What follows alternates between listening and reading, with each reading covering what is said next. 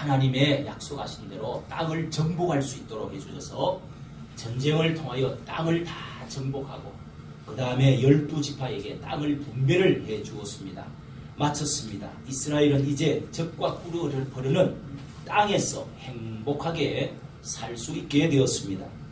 자유도 없고 법도 없고 땅도 없던 사람이 농사를 지어서 땅을 차지해가지고 내가 이제 자손 만대까지 살 수 있게 되었다. 이스라엘은 이렇게 완전한 독립국가로 이제는 새롭게 출발하게 되었는데 이 얼마나 땅이 귀하고 귀하겠습니까? 그런데 사람이 이렇게 땅만 있는다고 다 기술이 있고 사람이 있고 국방 무기만 있는다고 해서 다 된 줄로 생각하면 안 된다. 하나님께서 여호수아서를 통해서 땅을 주시기 전에 앞에 여러 가지 믿음을 준비시키시고 또 땅을 주시고 나서 또 그 다음에 오늘 말씀에 특별히 20장의 말씀에 하나님께서 도피성을 만들어라. 이것이 너희들의 지금까지 땅을 얻고 또 하나님의 법을 얻고 민족이 생기고 또 자유를 얻게 되었던 이 모든 것에 행복을 지켜나가는 조건이라는 사실을 우리에게 가르쳐 주시는 것입니다. 이 도피성이라고 하는 것은 적과 꿀이 흐르는 복지 행복의 삶을 위한 조건이 무엇인가 하는 것을 우리에게 가르쳐 주시기 위한 그런 말씀입니다. 하나님은 성경에서 이 죽을 일, 어려운 일, 억울한 일 이런 것이 있으면 하나님께서는 다 나에게 오라고 이렇게 말씀하십니다. 그래서 자주 하나님은 하나님을 안 사람들은 하나님께 나갈 때 하나님은 나의 피난처시요 내가 환난 중에 만날 큰 도움이시라. 하나님은 나의 요새시요 피할 바위시요 그 성중에 계시는 하나님이시요 이렇게 하나님은 하나님을 표현을 합니다. 애가 바깥에서 이 깡패 같은 사람이 아주 찾아와가지고 돈 내놔 하고 또 주먹으로 때리고 그렇게 하면 엄마 아빠 하고 막 집으로 달려오는 것이 집으로 달려오면 자기를 말려줄 형아도 있고 아빠가 어떤 놈이냐 하고 그냥 나가면 딱 서면은 그때 그냥 도망을 가는 거지. 그 깡패가 도망을 가는 것입니다. 우리가 애들이 이제 뱃속에서 태어나가지고 제일 엄마 아빠의 보람되고 기분 좋을 때가 아빠 엄마 이렇게 부를 때 그게 별것 아닌 것 같지만은 그게 모든 근심을 녹여주고 모든 기쁨을 일으켜주는 참 에너지의 힘이 있습니다. 엄마 아빠 그리고 어려울 때 아버지를 찾고 엄마를 찾을 때 그때 기분이 좋습니다. 선생님도 선생님 찾을 때 학생들이 찾을 때 선생님의 보람을 느끼고 기분이 좋습니다. 공부를 좀 못해도 선생님을 의지하고 선생님께 묻고 선생님 부르는 학생이 선생님은 좋아하는 것입니다. 귀찮아하는 것 같지만은 실제로 그 안에는 기쁨이 있는 것입니다. 하나님께 우리가 나와서 아버지 하나님 찾고 오는 것 우리가 예배드리러 하나님께 오는 것 이런 것을 하나님은 참 기뻐하십니다. 성경에 하나님의 성전도 그 안에 지성소에 있는 언약궤도 다 하나님께서 내게로 오라고 덮어주시는 그런 것으로 되어 있습니다. 그것이 피난처라고 말씀합니다. 천사의 날개로 덮여 있습니다. 구름기둥과 불기둥으로 인도했다고 그러는데 사막에 그 구름기둥도 천사처럼 날개를 이렇게 쭉 펴가지고 이렇게 구름이 올라가가지고 날개를 펴가지고 딱 덮어주는 그런 모습인 것입니다. 하나님은 무서우신 하나님이 아니라 하나님은 좋으신 하나님이신 줄로 여러분 믿으시기를 바랍니다. 오늘 말씀의 제목이 도피성으로 오라 하는 것입니다. 이 도피성을 하나님께서 택정해서 거기로 도망가라. 1절 3절 말씀에 보면은 도피성을 택정하여 거리로 도망하라 하고 도피성을 택정하라고 말씀을 하고 계십니다. 이것은 모세를 통해서 과거에 벌써 40년 전에 45년 47년 전에 민수기에서 모세를 통해서 그렇게 말씀해 주었는데 다시 한번 이제 땅을 분배하고 나서 이 도피성을 정해라 하면서 말씀을 한 것입니다. 이 도피성은 죄를 안 지었다고 해도 내가 상대편에서 볼 때는 내가 사람을 잘못해서 죽인 것이 아닌데 우연히 죽였다고 해도 상대편에서 볼 때는 우리 아버지 죽이고 너 우리 어머니인데 형제 죽였으니까 너도 죽어봐라 하면 저쪽에서 볼 때는 죄가 있는 것입니다. 가만히 둘 수가 없는 것입니다. 죽여도 되는 죄인입니다. 그래서 부지 중에 살인자에게 소가 들이받아서 죽었거나 또 우연히 뭘 이렇게 뭐 설치를 해놨는데 어쩌다가 그냥 거기에 빠져서 죽거나 또 뭐 이렇게 해서 잘못이 없는데 죽었을 경우, 그래서 하나님께서 부지 중 살인자에게 특별한 법을, 은혜의 법을 만들어 주신 특별법이 이 도피성이라는 제도입니다. 전체 중에 레위 지파에게 성읍을 다 나눠주라. 48개의 성읍을 나눠주라. 우리가 21장에 이제 레위 지파에게 그렇게 모든 수백 개의 성읍 중에서 48개의 성읍을 나눠주고 그 가운데 동과 서에 3개씩 도피성을 6개를 그렇게 지정해 두어라. 이런 오살자들을 위해서, 부지 중에 지은 죄인들을 위해서 그렇게 도피성을 몇 개? 6개를 지정해 두라고 말씀을 하셨습니다. 우리는 알지 못하고 지은 죄가 있습니다. 알고 지은 죄도 있습니다. 알지 못하고 사람을 죽였을 때 이것을 오살자, 오살살인자라고 합니다. 오늘날에는 가실치사라고 말합니다. 네.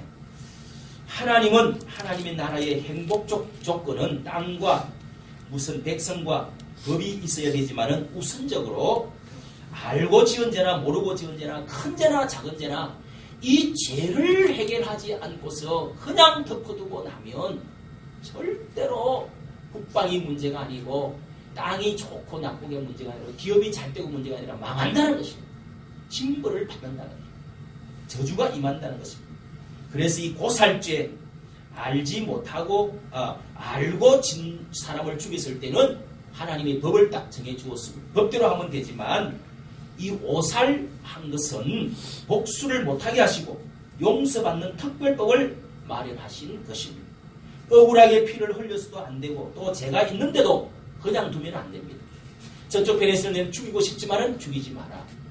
또 내가 이 죄를 지은 것이 아무 잘못이 없는 것 같지만은 내가 부주의한 것도 있기 때문에 그 사람의 적당한 벌을 하나님께서 주시되 은총을 거기다가 덮어주시는 그런 하나님의 은총의 법이 여기에 있다는 것입니다. 두 번째는 도망하여 들어와야 된다. 도망하고 들어와라는 것입니다. 4절 5절에 있습니다. 밖에 있을 때에는 그 죄를 누가 보장할 수가 없습니다. 밖에 있을 때는 그냥 죽이도 상관이 없습니다. 보호를 받게 되기 위해서는 이 지정한 도피성으로 도망을 와야만이 살게 된다는 것입니다. 우리가 이렇게 태어날 때부터 죄인으로 우리는 태어난다고 성경은 말합니다.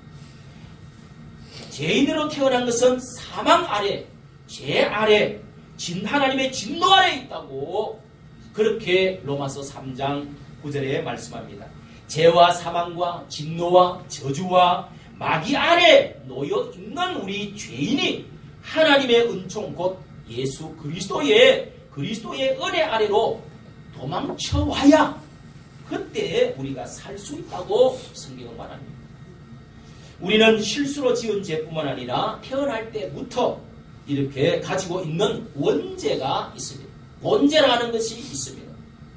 이것을 용서받기 위해서는 주 예수의 이름을 부르기만 하면 예수의 십자가 안으로 들어버리면 그냥 용서해 주시겠다는 것입니다. 살려주겠다는 것입니다. 할렐루야. 아멘. 또 셋째는 죄를 고백하라고 말씀하고 있습니다. 고백하라. 도망쳐온 사람이 해야 할 일이 있습니다. 여기 4절에 보면은 도피자는 성문 앞에 막 도망을 가가지고 그 앞에 딱 서서 거기는 성문 앞에는 항상 장로들이 나이 많은 그 지역의 유지들이 이렇게 재판하는 사람들이 늘 있습니다. 연락도 닿고. 그런데 그 성문 앞에 장로들 앞에 가서 죄를 솔직히 고백해야 된다. 죄를 사실 있는 대로 여기에 그 성읍의 장로들 귀에 자기의 사고를 고할 것이요. 그래서 그들은 그를 받아 성읍에 들여 한 곳을 주어 자기의 죄를 이런 일을 제가 저지르고 도망을 왔습니다. 좀 보호해주십시오. 좀 피신처를 주십시오. 들어가게 살려주십시오. 이렇게 해서 그 사람들이 판단을 하고 들여놓아서 보호를 해줘라. 이런 말씀입니다. 고의적으로 살인한 죄다 생각이 되면 요즘은 하도 이제 잘 숨기고 거짓말하고 교묘하게 하기 때문에 그걸 어떻게 다 알 수가 있겠습니까? 그래도 장로들은 하나님의 지혜와 경험을 볼 때 눈빛만 봐도 그래서 알 수가 있는 거지. 그렇게 해서 도피성에 피할 수 있게 된 것입니다. 그런데 그가 고의적으로 살인한 죄 이런 것은 절대로 오히려 돌려보내주는 거예요. 내줘야 됩니다. 그래서 법대로 처리하도록 해야 되는 것입니다.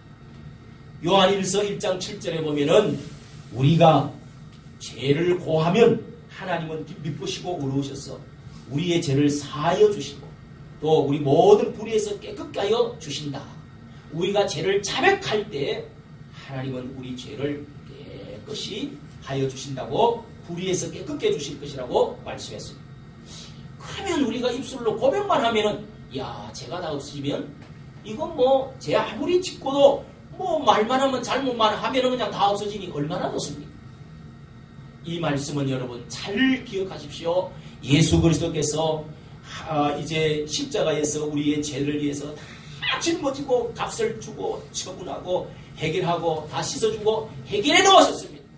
그런데 우리가 다시 또 이제 무슨 양의 피를 가지고 제사를 지르면서 죄 용서해달라고 구약 성도처럼 할 필요가 없고 오직 예수 그리스도를 의지하면서 그 피의 은총을 믿으면서 감사하면서 내 죄를 고백하라는 것입니다.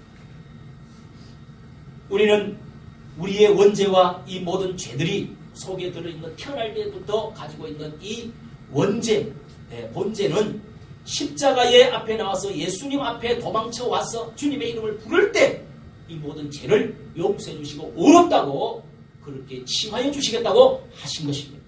그러나 우리가 일반적으로 짓는 죄들은 이제 우리가 살아가면서 짓는 자범죄들 이런 것들은 고백을 하라는 것입니다. 고백을 할 때 이제 아내가 남편에게 잘못했으면 하나님 앞에서도 회개하고 남편 앞에서 죄송하다고 말해야 됩니다. 남편이 또 잘못했으면 아내에게 그렇게 해야 됩니다. 이렇게 해서 고백함으로 우리는 용서를 받는다는 것입니다. 자기가 죄를 인정을 할 때 이제부터 그때 하나님께서 죄를 용서해 주십니다. 그리고 고백은 입을 다물고 있으면 고백이 되지 않습니다.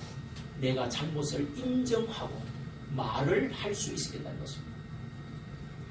거기에 따르는 이제 상대편이 마음이 풀어지지를 않거나 또 그러면 거기에 따른 어떤 이제 이제 100일 동안 당신은 가서 그걸 이제 봉사를 하시오. 이런 것도 있을 수가 있습니다. 분명한 것은 우리가 성경에 예수님께서도 교회에도 말하고 그 본인에게도 말하고 그리고 다른 사람에게도 말을 해서 말을 해야 될 것은 말을 해서 내가 잘못을 인정을 받는다는 것입니다. 내가 하나님께 고백 다 했는데 이제는 내가 용서받았는데 왜 그래? 그거는 용서받은 게 안 됩니다. 사람 앞에 용서를 구해야 된다는 것입니다. 네 번째로 대제사장이 죽을 때까지 그 안에 있어야 된다. 이 말씀이 중요합니다. 6절 말씀 읽어주신 말씀 6절에 그 살인자가 회중의 앞에 서서 재판을 받기까지나 당시 대제사장이 죽기까지 그 성읍에 거하다가 그 후에 그 살인자가 본 성읍 곧 자기가 도망하여 나온 그 성읍에 자기 집으로 돌아갈지니라. 보세요. 도피성 안에서만 있어야 하는 것이 공간적인 제약을 받는다는 것입니다. 이것은 마치 유배 생활을 하는 것과 같습니다. 옛날에 죄를 지으면 기향을 보냈습니다. 그래서 유배 생활을 하는데 그 유배지를 떠나면 그냥 사람을 왕이 그 사람을 죽이라고 말을 하는 것입니다. 죄를 고했다고 할지라도 그 죄인이 그 성 안에 있을 때만이 생명의 보장을 받도록 하신 것입니다. 원래는 이 사람이 죽어야 되는데, 근데 그 성 안에만 있으면 생명을 보장을 받습니다. 또 대제사장이 죽으면 그때 이제 집으로 돌아가서 갈 것이다. 그때는 완전한 자유를 얻을 것이라고 말씀했습니다. 이 죄인의 완전한 그의 생명과 용서는 대제사장과 연결되어져 있습니다. 아니 그 대제사장하고 나하고 무슨 연관이 있습니까? 대제사장이 죽으면 그리고 그 성하고 그리고 그 대사장하고 나하고 연결이 되어 있다. 성 안에 있을 때만 내가 용서를 받고 살 수 있습니다. 생명을 부지할 수 있습니다. 그리고 대제사장이 죽으면 내가 완전히 자유를 또 얻는다는 것입니다. 그 죄는 돈으로 보석금으로 풀려나는 것도 아닙니다. 노동을 해갖고 뭐 갚아낼 수 있는 그런 종류가 아닙니다.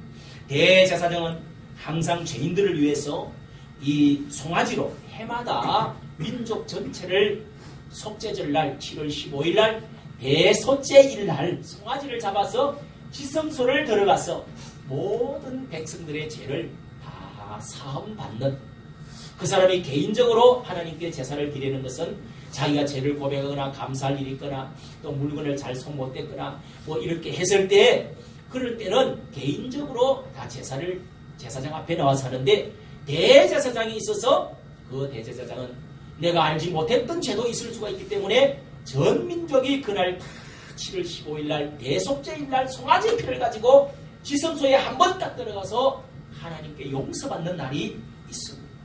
그래서 대제사장은 항상 죄인들을 위해서 송아지로 속죄의 제사를 드려주는 분이기 때문에 이 제사장의 피, 제사장이 가지고 가는 피가 그를 대신하여 우리의 죄를 없애줍니다.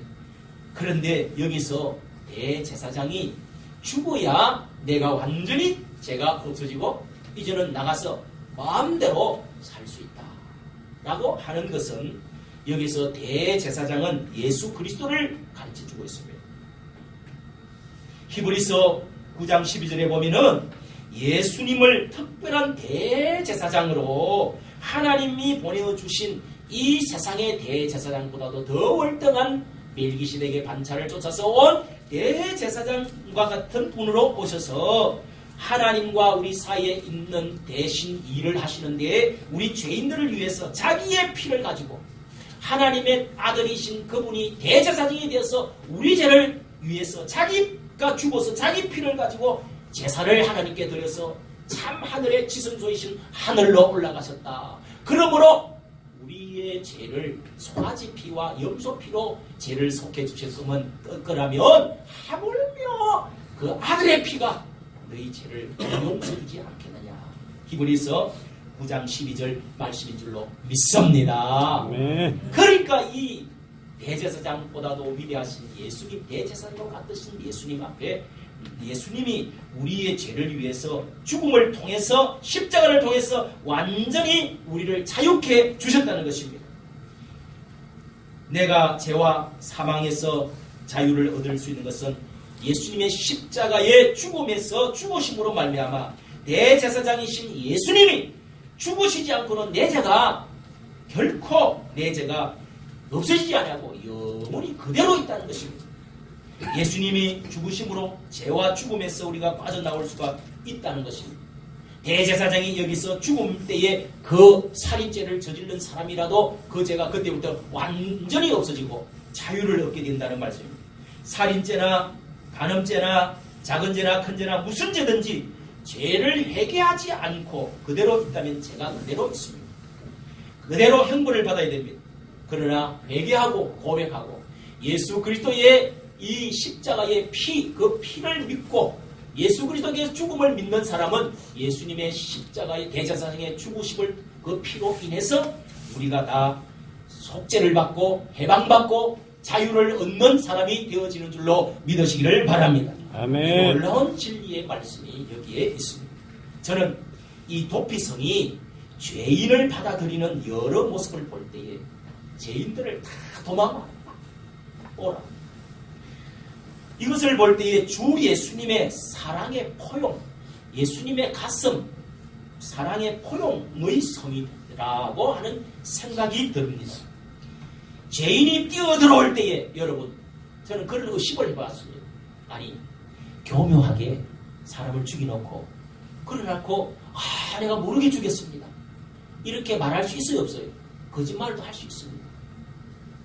죄인이 그 사람 그 장로들이 다 어떻게 100%다 옳다고 할 수 있겠습니까? 판단할 수 있겠습니까? 죄인이 뛰어들어올 때 100%다 모르고 짓는 죄만 있겠어요? 그래도 자백만 하면 여기에 뛰어들어 여기에 성에 들어오면 살려주려고 감싸주려고 용서해 주려는 제도라고 생각합니다. 여러분, 하나님은 우리 죄인들을 예수 그리스도는 가슴에 품어주고 용서해 주시려고 하시는 분이라는 것입니다. 우리가 즐겨 부르는 가곡 가운데 이별의 노래라 하는 것이 있습니다. 기러기 우르외는 하늘 구말리라는 이 가사로 시작하는 노래입니다. 이 노래의 작사자는 유명한 시인입니다. 이 시인이 어느 날 어느 여대생과 눈이 맞아가지고 함께 가출을 했습니다. 부인이 소문을 듣고 들어보니까 저 제주도에 도망을 가서 산다는 겁니다. 그리고 그 여대생하고 신접살림을 차리고 거기서 살고 있다는 걸 알았습니다. 그래서 거기를 찾아갔습니다. 결심을 하고 어떤 모습으로 찾아갔겠습니까? 눈에는 불이 그냥 붙고 뚜껑이 열리가 김이 그냥 주전자 김이 막 끓어오르고 그러면서 두 주먹을 불끈 쥔 채 찾아가는 것입니다. 그렇게 그리고 찾아가서 머리채를 막 털을 다 뽑아버리라고. 여러분도 그렇지 않겠어요? 제주도로 이제 그렇게 갔습니다. 그런데 그 부인은 가서 아무 말도 하지 않았습니다. 가가지고 오히려 생활이 얼마나 어려우냐면서 보태스라고 동봉투를 내놓았습니다. 내밀었고 그리고 이 겨울에 곧 겨울이 될 텐데 추울 텐데 입으라고 남편과 그 여인을 위한 이 겨울 옷이 담긴 이 보따리를 하나를 내어주었습니다. 그리고 아무 소리도 안 하고 돌아왔습니다. 아내가 떠나고 두 사람만 남았습니다. 멍하게 보따리를 앞에 놓고 멍하게 앉았습니다. 둘은 아무 말이 없습니다. 너무 크게 충격을 받고 또 감동을 받았기 때문에 그 둘은 그때부터 아니다, 이거는 아니다 하고 헤어지기로 그렇게 결심을 했습니다. 여인이 배를 타고 먼저 갑니다. 백고동이 울리면서 배를 타고 떠나가는데 그 눈앞에서 여인의 실은 여객선이 멀리 사라져가는 것을 보면서 그 시인이 그 남자가 시를 지은 것이 바로 이 이별의 노래라고 합니다. 기러기 우르에는 하늘 구말리 바람이 선을 불어 가을이 깊었네. 너도 가고 나도 가야지. 또 2절은 한낮이 기울면은 밤이 오듯이 우리의 사랑도 저물었네. 너도 가고 나도 가야지. 마음이 좀 에어지죠? 용서라고 하는 것은 오히려 화를 내는 것보다 더 큰 힘이 있는 줄로 믿으시기를 바랍니다. 예수 그리스도께서 우리를 용서해 주시는 것은 우리가 더 나쁜 짓을 하라는 것이 아니라 이와 같이 감동받고 하나님의 거룩한 사람이 되라고 하는 것입니다. 여기 여러분 도피성에 의미가 있습니다. 7절부터 9절 우리가 읽지 않았지만은 여러분 보십시오. 7절부터 9절에 우리가 납달리의 산지 갈릴리 게데스와 에브라임 산지의 세겜과 유다 산지의 기릇 아르바 곧 헤브론을 구별하였고 또 여리고 요단 저편 동편입니다. 세 곳 저편 르우벤 지파 중에서 평지 광야의 베셀과 가 지파 중에서 길르앗 라목과 므낫세 지파 중에서 바산 골란을 택하였으니 이는 곧 이스라엘 모든 자손과 그들 중에 구하는 객을 위하여 선정한 성읍들로서 누구든지 부지중 살인한 자로 거리로 도망하여 이 피해 보수자의 손에 죽지 않게 하기 위함이며 그는 회중 앞에 설 때까지 거기 있을 것이니라. 하나님은 동쪽과 서쪽에 세 군데씩 이렇게 도피성을 6개 정했습니다. 이 도피성은 이스라엘 어디 있었든지 누구나 쉽게 빨리 갈 수 있도록 32km 안에 다 도달할 수 있도록 그렇게 만들으라고 했습니다. 그리고 도로를 13m로 그 도로는 넓게 해가지고 누구나 빨리 그 길을 찾을 수 있도록 그 도로 앞에는 13m 넓은 도로를 만들으라고 했습니다. 또 높은 곳에 있어가지고 누구든지 다 볼 수 있도록 그리고 잘 보이게 하고 그 문은 항상 도피성은 문은 밤낮 12시 24시간 열려 있도록 했습니다. 프란시스 세프라고 하는 박사는 도피성을 그리스도와 연결시켜서 5가지 특징을 말했습니다. 첫째는 도피성으로 통하는 도로는 막힘없이 잘 닦아두어야 된다. 이것은 신명기 19장에 나와 있는 말입니다. 도피성으로 가는 길은 언제나 어느 때든지 살인자가 그 성으로 피할 수 있도록 잘 닦여 있어야 된다 하는 것은 예수님께로 나아가는 자도 누구나 쉽게 언제나 예수님 앞으로 나갈 수 있도록 남녀노소 빈부귀천 누구나 주의 이름을 부르는 자는 믿기만 하면은 구원을 얻을 수 있도록 다 도망오면 받아줄 수 있도록 그런 분이라는 것을 말해준다는 것입니다. 또 둘째, 도피성은 이스라엘 백성들뿐만 아니라 나그네와 체류자 이방인들에게까지도 차별 없이 열려 있다는 것입니다. 이것은 선민사상이 강한 히브리인들이 이방인들에 대해서는 천대멸시하고 구원이 없다고 했는데 예수님은 유대인이나 헬라인이나 차별이 없음이라고 은혜를 차별 없이 나누어 주시는 주님이시라고 말씀했습니다. 셋째, 도피성의 문은 항상 열려 있습니다. 이거는 교회도 이렇게 들어가기 쉬워야 된다는 거죠. 예수님은 자신을 가르쳐 나는 양의 문이라 누구든지 들어가며 나가며 꼴을 얻고 생명을 얻는다 그랬습니다. 넷째로 도피성 안에는 식량과 물이 비축되어 있다는 것입니다.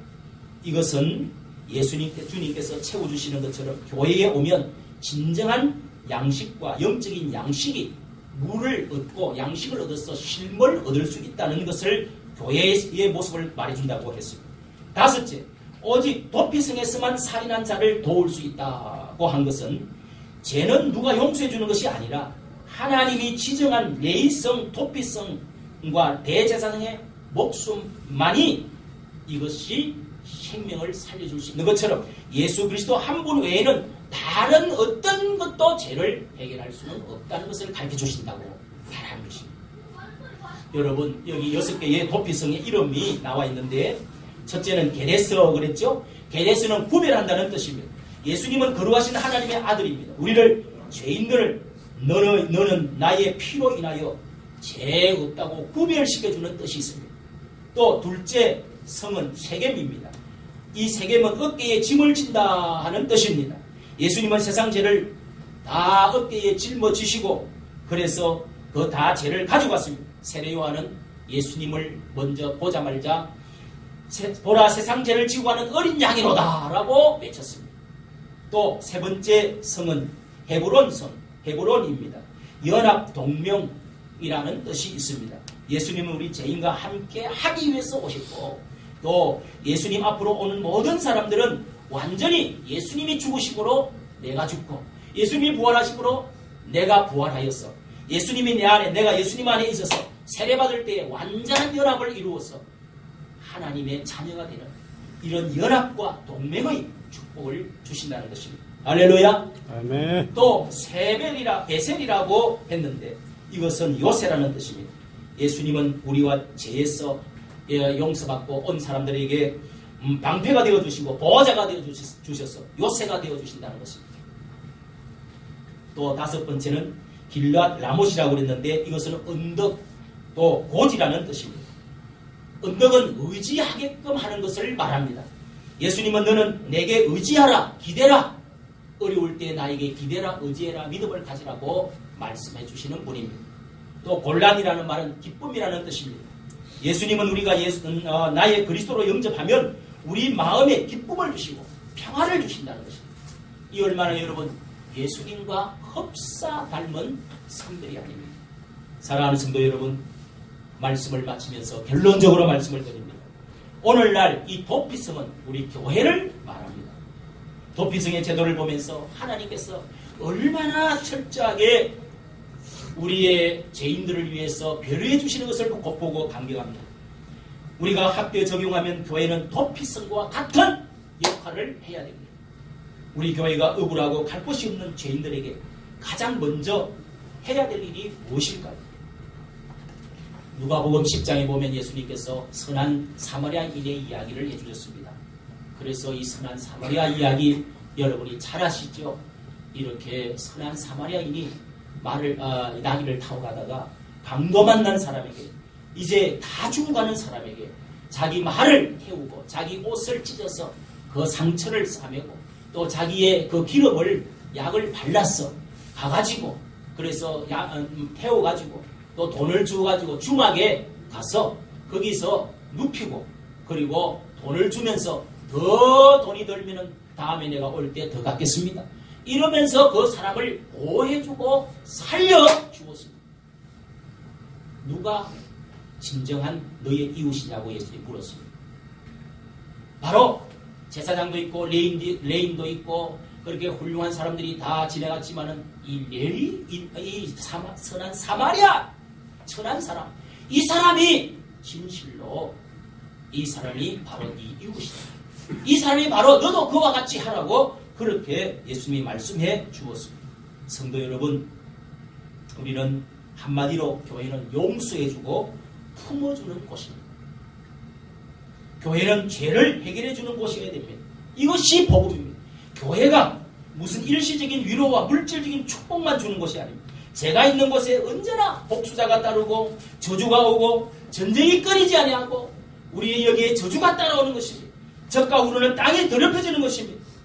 그래서 우리가 죄의 문제를 해결하기 전에는 복지도 적과 꿀이 흐르는 것도 다 멈추는 것입니다. 나라를 전쟁에서 아무리 빼앗아도 그 나라가 유지될 수가 없다는 것입니다. 이것을 우리는 알아야 됩니다. 이것이 복음인 것입니다. 십자가 예수님께로 나아가서 이 땅에 수많은 정치 제도가 있습니다. 수많은 종교가 있습니다. 행복을 위해서 노력을 많이 그렇게 하는데도 불구하고 얼마나 불행해지고 있습니다. 이것은 죄를 진정으로 해결해주지 못하기 때문에, 돈만 잘 벌어주면은 그 대통령을 뽑기 때문에 그것만 문제가 아니라는 사실을 꼭 알아야 됩니다. 죄의 문제를 해결하지 않고서는 저주와 형벌과 사망이 우리 안에 있다고 성경은 말합니다. 죄를 해결하지 않고 이 저주와 형벌, 사망을 해결하지 않고서는 낙원 동산도 다 소용없습니다. 에덴 동산을 하나님이 주셨지만은 거기에 사대강이 흐르고 호마노와 정금과 이렇게 그런 보석들이 가득한 그런 땅이었고, 생명수 나무가 있고 온갖 기와요쪽 푸른 좋은 꽃들이 있고 그렇게 모든 것이 갖춰져 있다 할지라도 죄를 짓고 나니까 하나님 관계가 끊어졌습니다. 쫓겨나게 되었습니다.